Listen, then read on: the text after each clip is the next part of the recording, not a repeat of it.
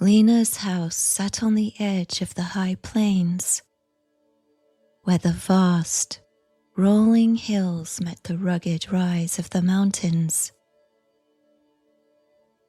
The landscape was a patchwork of dry creek beds, winding aimlessly, etched into the earth like forgotten veins. Here and there, large boulders jutted out from the earth,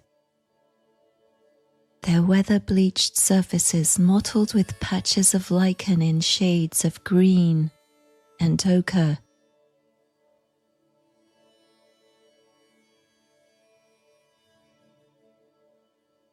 Low brush and sage also carpeted the land, with silvery leaves glinting in the warm light of the afternoon.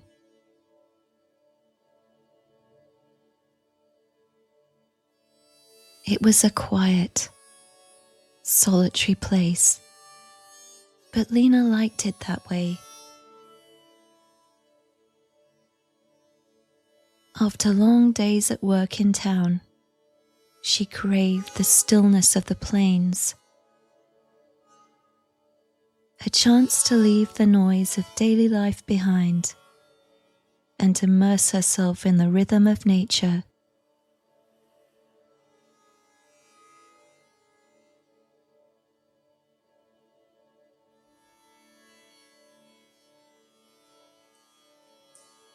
The sun hung low in the western sky, casting a golden glow across the landscape. When Lina stepped out of her house for her daily walk,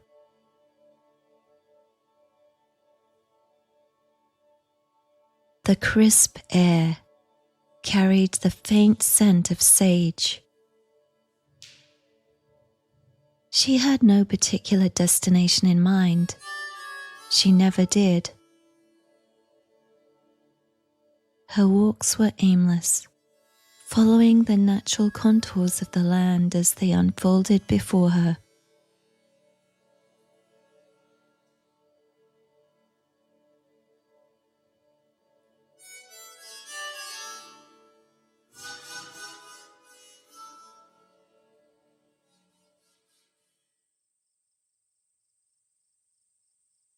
She often let her instincts guide her, sometimes venturing toward the shadow of the mountains, other times sticking to the rolling hills, where the plains seemed to stretch endlessly into the horizon.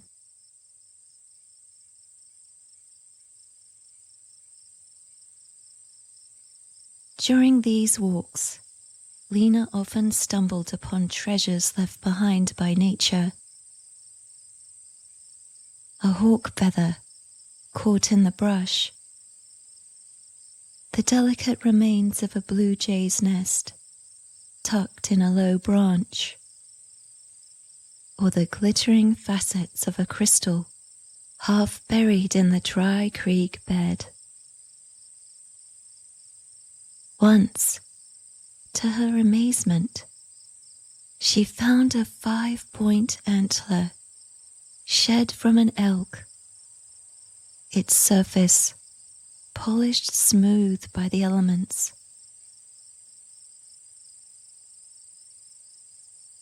These discoveries felt like gifts from the land, tokens of its beautiful, untamed spirit.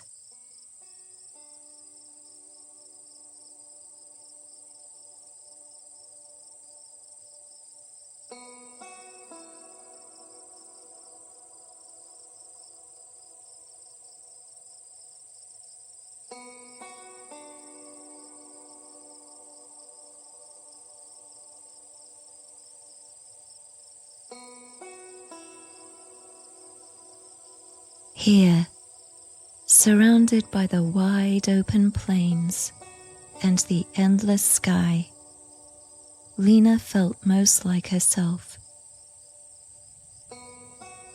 Free, untethered, and deeply connected to nature. She could let go of the stresses of the day, the endless demands of work, and the pressure of expectations.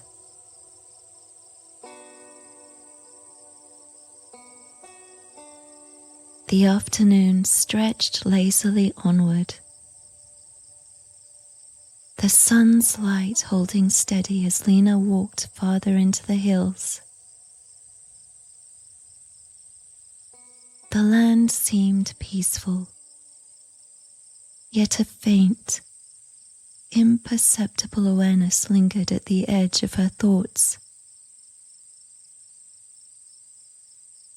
She paused momentarily, glancing back towards her house in the distance, the rolling plains spreading endlessly behind it.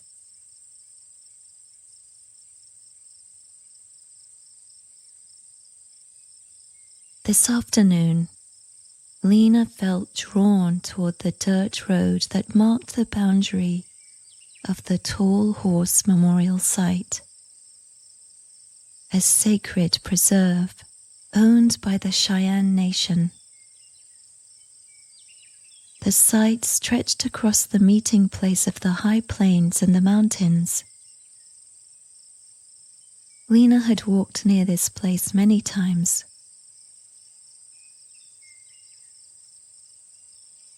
The land was sacred, alive with the spirit of the Cheyenne people and their enduring connection to it. The road wasn't much of a road at all. Its surface was grooved with deep ridges of a washboard pattern, making it impassable for most vehicles. Even on foot, Lina found the gravel uneven, requiring careful steps. But she didn't mind. The roughness seemed to mirror the wild beauty of the land it bordered and kept most people away.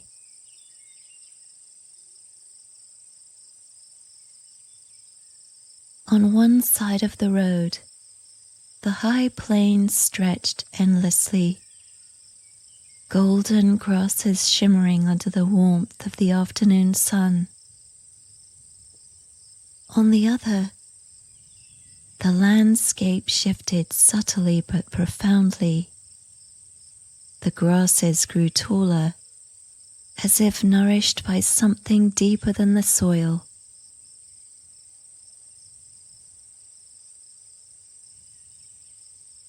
The Tall Horse Memorial Site was more than a place. It was a living testament to the resilience, culture, and traditions of the Cheyenne people.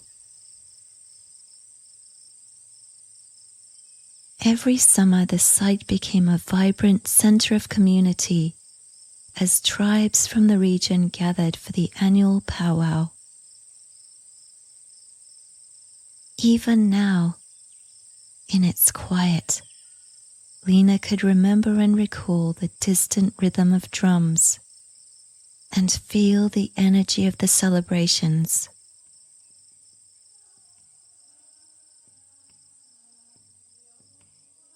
She'd attended the powwow once years ago as a guest. The memory still glowed in her mind like a rare treasure. The night had been filled with drumming. Dancers moved in mesmerizing rhythm. Men in headdresses with flowing feathers stepped with strength and grace. Their clothing, a kaleidoscope of color and craftsmanship.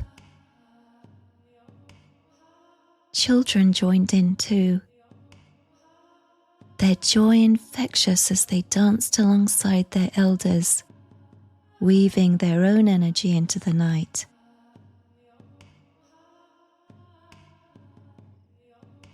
There were no fires, only the glow of the stars above and the light of the people themselves.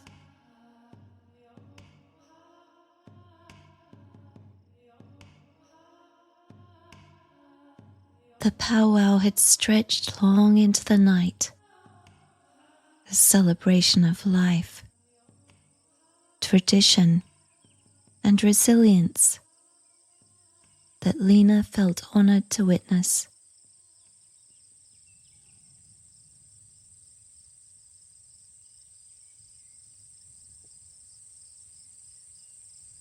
She'd never crossed the boundary since, understanding that the land belonged to a world she could only glimpse from the outside. Today, she stayed on the washboard road, her gaze drifting toward the hillside within the preserve. A band of wild horses grazed there.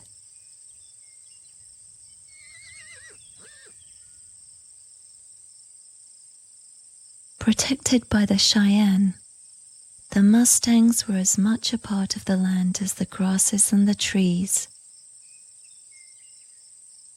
They moved together, their coats gleaming in the sunlight in shades of chestnut, grey, and black.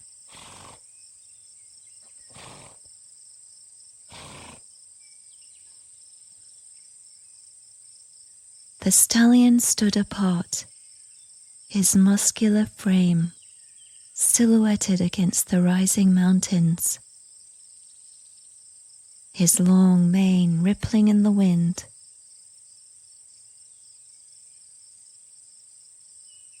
Locals often spoke of the horses with reverence, calling them guardians of the sacred land.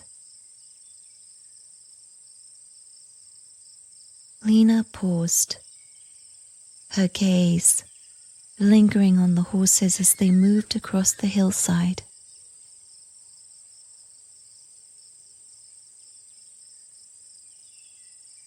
A weathered fence line of posts connected with rusty wire marked the site's boundary.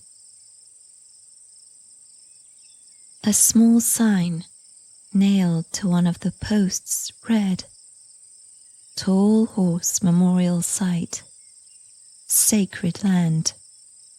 Respect and protect." For a moment, Lina stood still, letting the sacred energy of the place surround her. She felt small in the best way, a visitor in a timeless world where the land and its people were inextricably bound.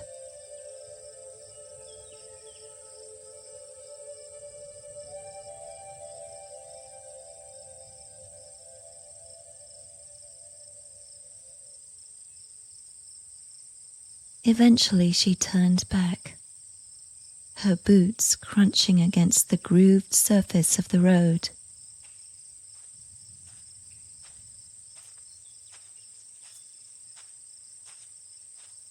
The afternoon sun cast a golden glow over the plains as Lina continued her walk.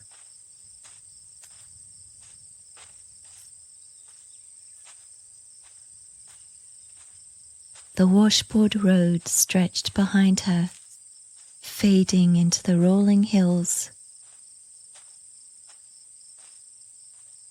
She felt the pull of the landscape, as though it wanted her to keep going, to let her steps wander where they would.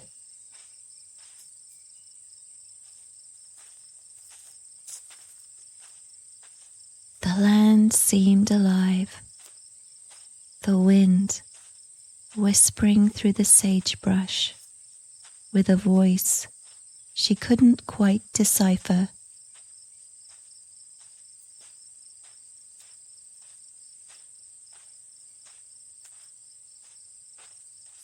She veered off her usual path, drawn toward a low ridge rising to the east.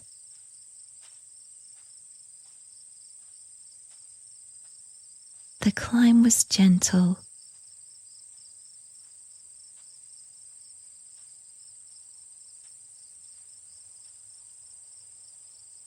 Rocks scattered along the trail gleamed faintly in the sunlight, their surfaces flecked with mica that sparkled like tiny stars.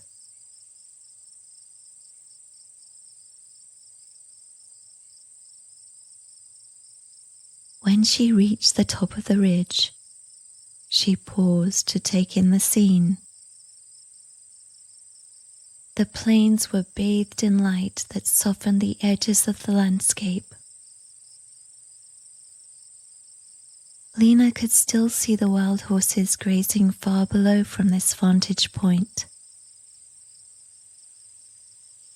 She sat on a large, flat stone, allowing the peace of the place to settle over her.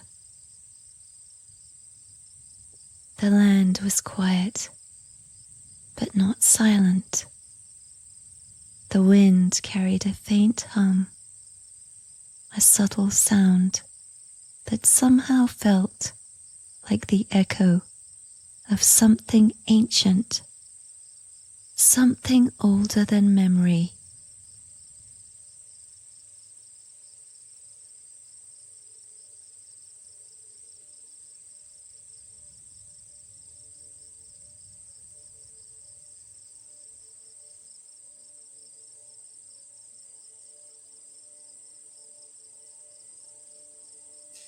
As the sun dipped lower, she stood and began to make her way back down the trail.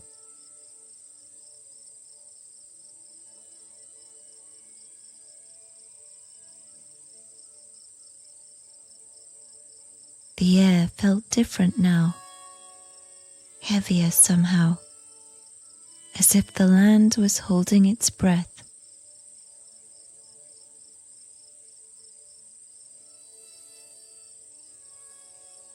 The stillness wasn't unsettling exactly. It was more like a presence, something unseen, but deeply felt.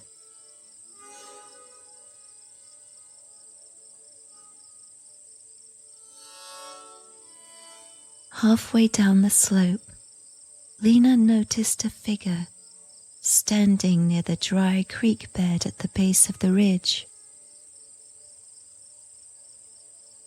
At first, she thought it was a trick of the light, a shadow, or perhaps one of the cottonwoods casting an unusual shape. But as she drew closer, she saw it was a man.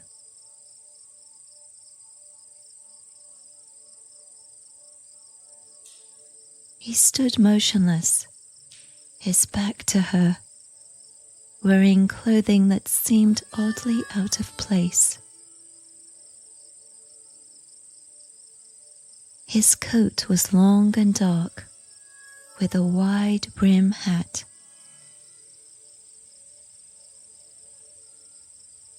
He looked like he belonged to another time.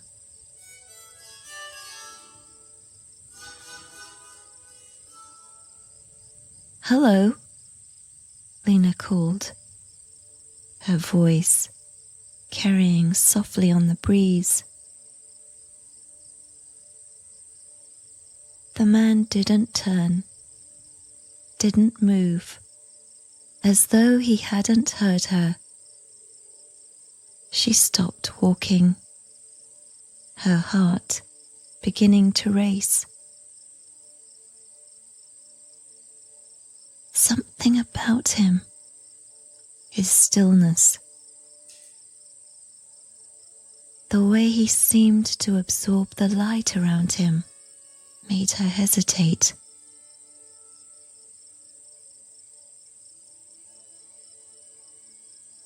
She took another step forward. As her boot crunched against the gravel, the figure turned slightly, just enough for her to catch a glimpse of the side of his face. His features were sharp and weathered, his expression unreadable. Their eyes met for a moment, and Lina felt a jolt of something she couldn't name. Perhaps recognition, though she was sure she'd never seen him before.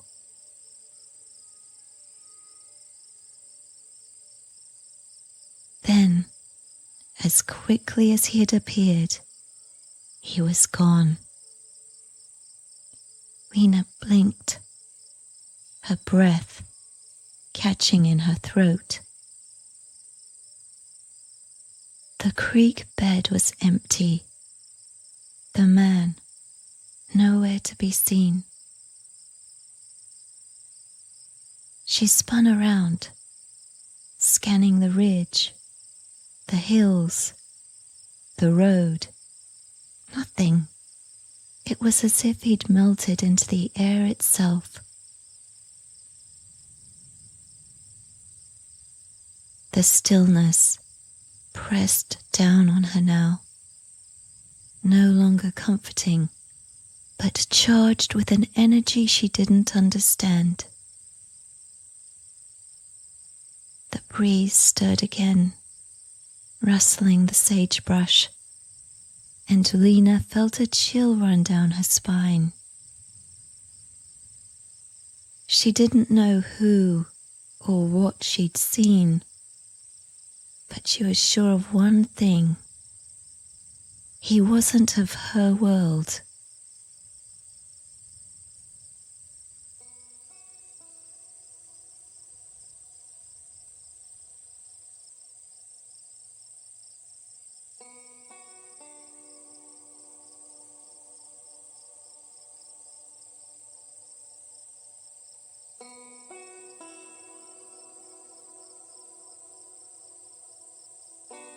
Her thoughts raced as she tried to steady her breathing. The man had appeared so suddenly, so impossibly, as though conjured by the land itself. She couldn't shake the feeling that he was tied to this place, a shadow of its long and complicated past.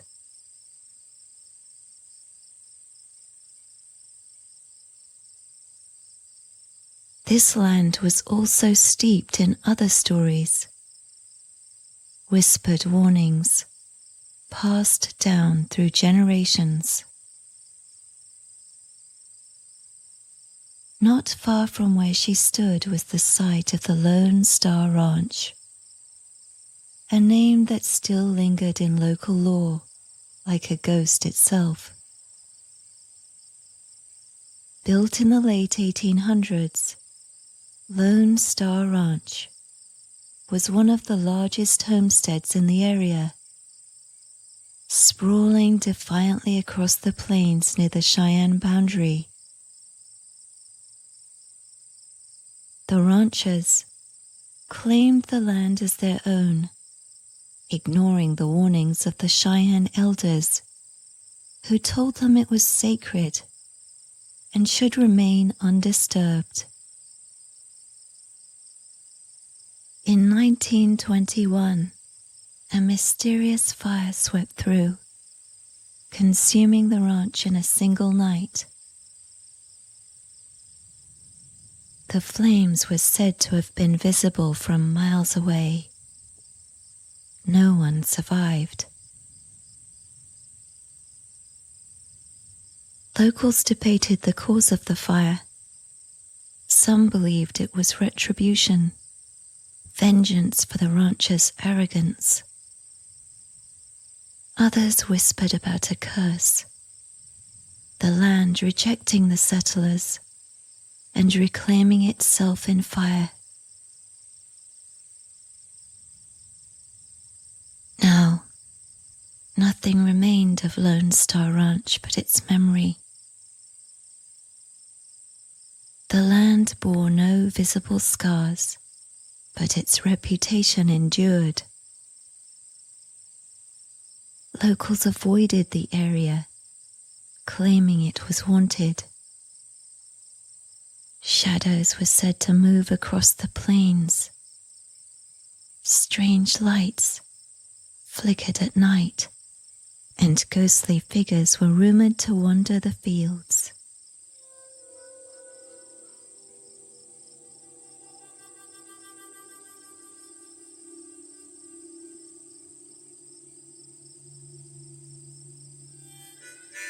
Lina exhaled slowly, her pulse still pounding in her ears.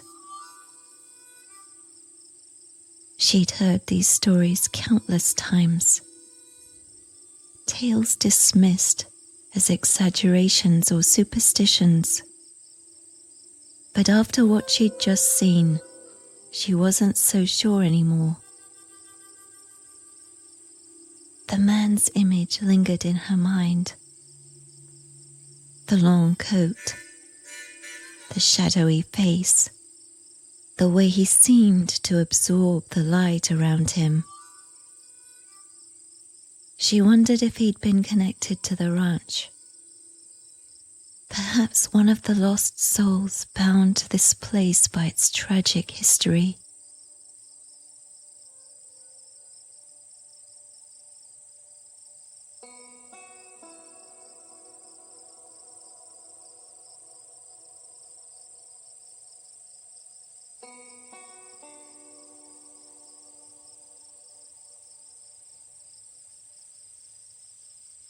As she returned along the trail, her steps were unsteady, and unease coiled in her chest. The light was softening now, angling lower as shadows stretched across the hills. She glanced toward the band of mustangs grazing peacefully in the distance. Suddenly, the stallion raised his head sharply, his ears pinned forward. Within seconds, the herd followed suit, their heads snapping up in unison. Without warning, the stallion snorted loudly and bolted, leading the herd in a gallop toward the hills.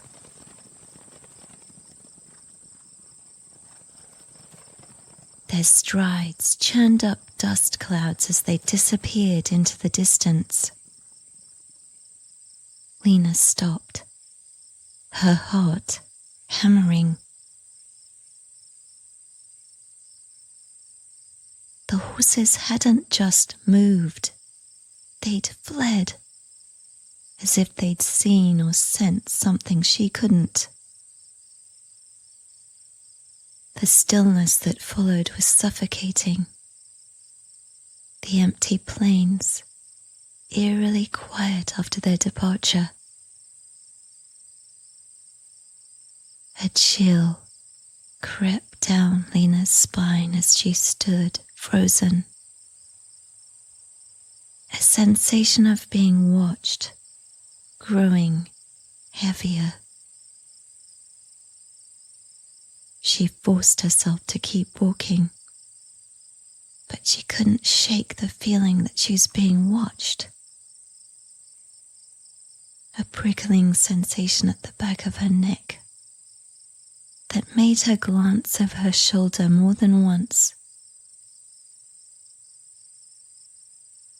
The land seemed unchanged, yet something about it felt altered, as if an unseen presence moved within its folds, just out of sight.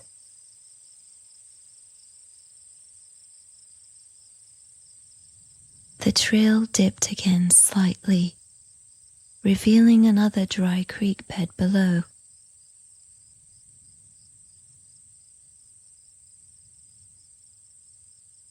The quiet was so absolute that it seemed unnatural. That's when she saw him again.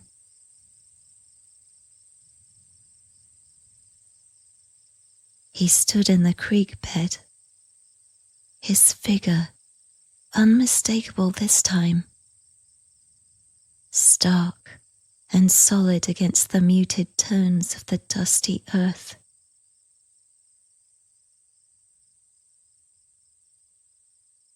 The man was more distinct now, his presence less like a fleeting shadow and more like a tangible part of the landscape. His long grey hair, streaked with white and silver, hung unevenly around his shoulders. As he turned slightly toward her, his face came into focus. His skin was deeply tanned and wrinkled, giving him the appearance of someone who'd lived through more than one lifetime. But what struck Lina most was his leg, or rather, the lack of one. His left leg ended abruptly, replaced by a wooden prosthetic. A crutch rested under his arm. His coat was long and tattered, its fabric patched in places with mismatched material. It hung loosely over his thin frame. His stance was steady, but rooted, as though he belonged to the creek bed as much as the rocks and dry earth beneath him.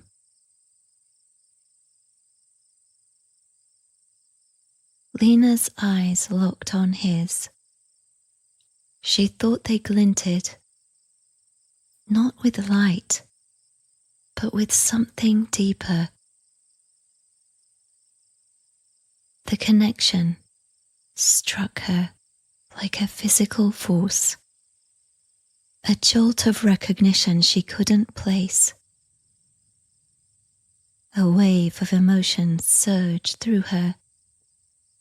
Fear, curiosity, and something she could only describe as sorrow.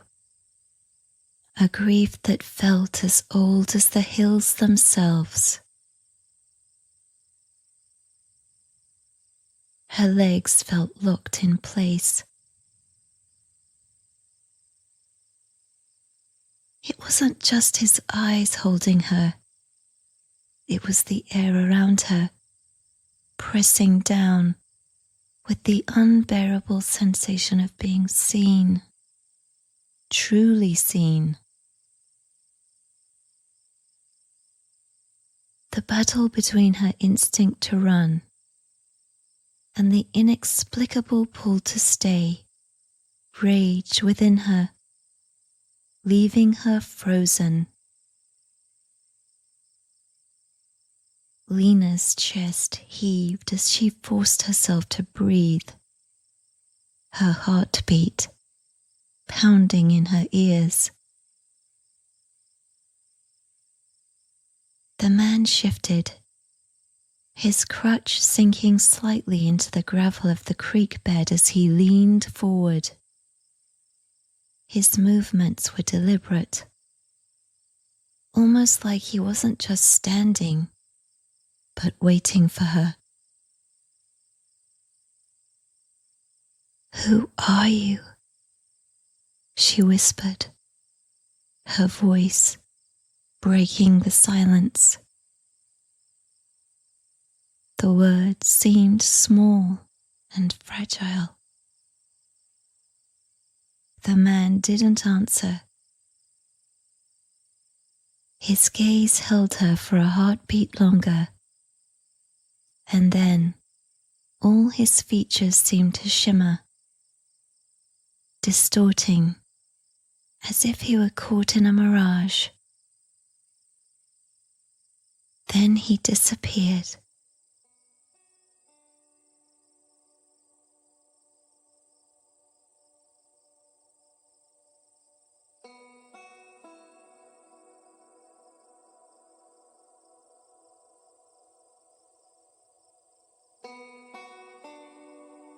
creek bed was empty again. The rocks and the dry earth undisturbed, as though he'd never been there.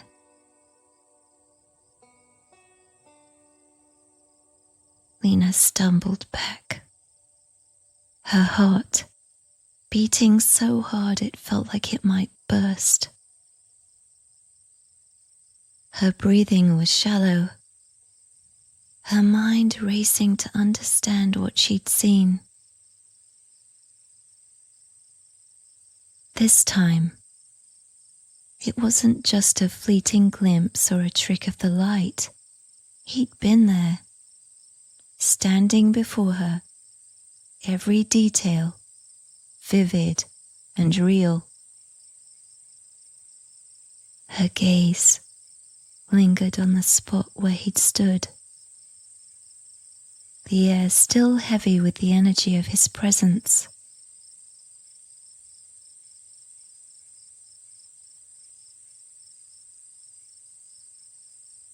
Forcing her legs to move, she retraced her steps.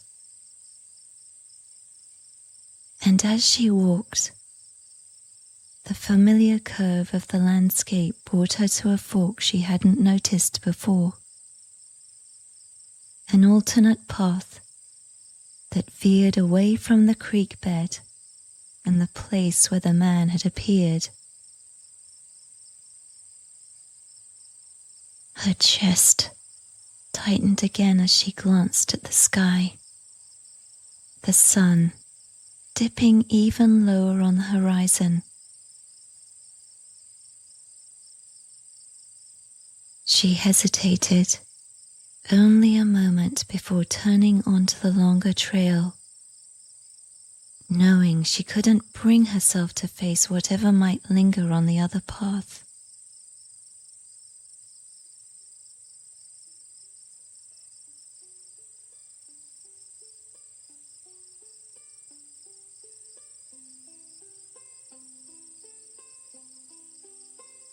The trail wound through the rolling hills, its rocky path twisting gently between clusters of sagebrush, scrub oak, and scattered boulders.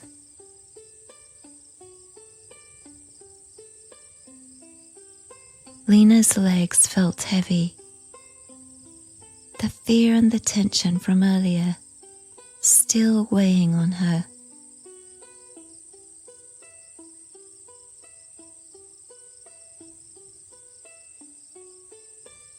The late afternoon light deepened into amber and purple as the sun slipped lower, casting the land in a soft, fading glow.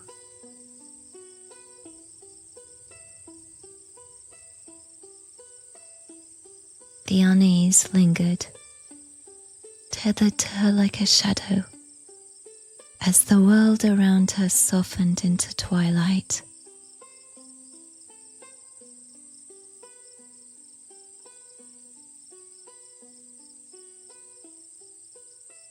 The man's face stayed in her mind. His gaze held her the most. The way it had pierced through her, not with malice, but with a weight that felt ancient. He wasn't a fleeting apparition. He was part of the land, as real and undeniable as the sagebrush and the rolling plains.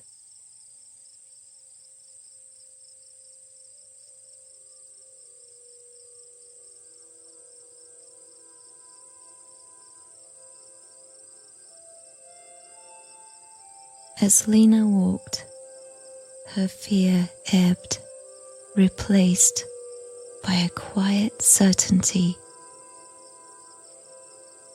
What she'd seen couldn't be dismissed. It was proof of something beyond. Death wasn't an ending, but a transformation.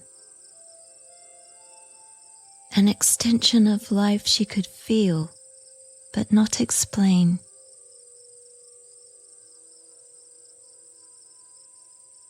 She paused at the crest of a hill as the first stars began to flicker in the vast evening sky.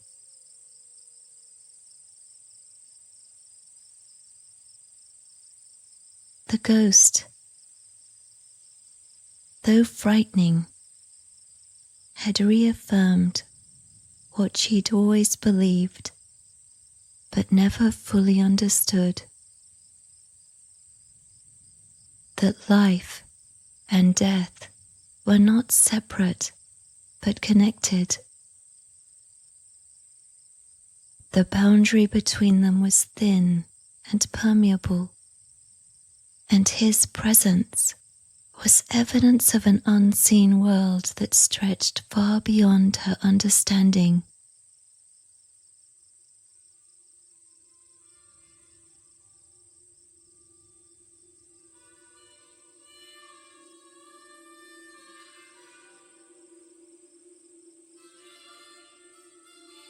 The trail went on, weaving through the hills as the light faded.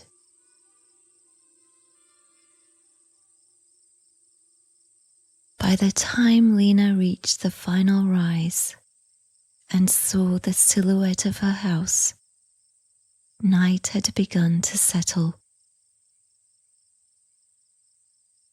The stars were brighter now, scattered across the vast dome of the plains, their light faint but steady. The land seemed calm again, but it carried a weight she couldn't ignore. The man was now etched into her memory as deeply as the patterns of the land she loved. As she stepped onto her porch and opened the door, the cool evening air followed her inside.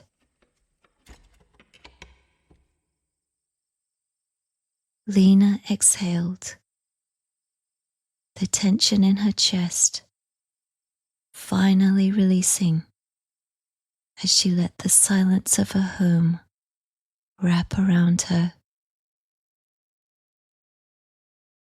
The encounter had shaken her. Yes, it had. But it had also left her with a profound sense of wonder.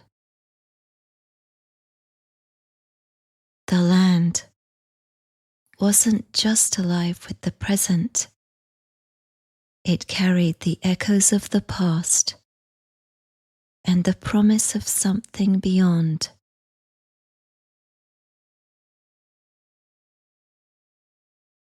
As Lina turned on the lamp, she knew the memory of this day would stay with her, as vivid and lasting as the endless plains under the night sky.